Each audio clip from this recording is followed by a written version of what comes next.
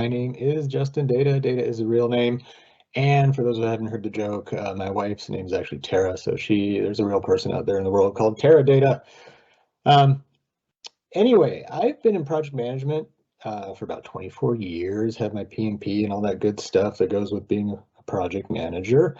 Close to 17 years, I've been at the State of North Dakota, which is based in Bismarck, ND. And just a fun fact I looked up is that Travis County actually has 500,000 more people than the entire state of North Dakota. So it's a very rural state that borders Canada, not to be confused with South Dakota. I've been heading up the IT department's project office here at the state of North Dakota for about 7 years. My entire 17 years ever has been in that project office, starting as a project manager. And prior to that life, I worked in publishing, finance, and some other consulting before the government gig.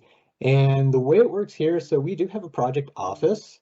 That project office has about 17 project managers and 6 or 7 contractors, depending on the year.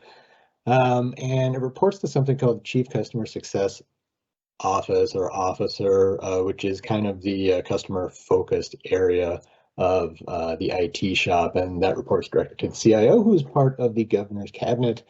And just so you can see in the picture below that I do run outside all year in ND.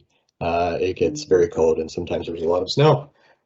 Anyway, as it relates to the real topic here, which is Microsoft Project and Project Online, we stood up our instance of Project Online in 2018, in the summer of 2018, with PROJILITY, and very happy to have that up when COVID hit, because it really kind of saved our bacon that we had a portfolio process that we kind of got in order by the time that the federal government dumped millions upon millions of dollars on state governments to go help combat the pandemic through the copious use of new technologies.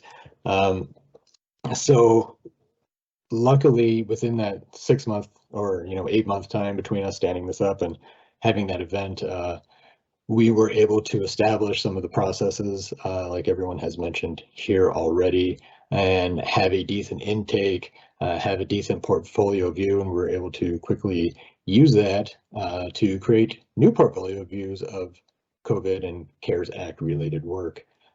So since then, life is normalizing, and we're continuing to use it to have a very nice transparent view into all of the major IT projects in the state of North Dakota, which is $500,000 and up.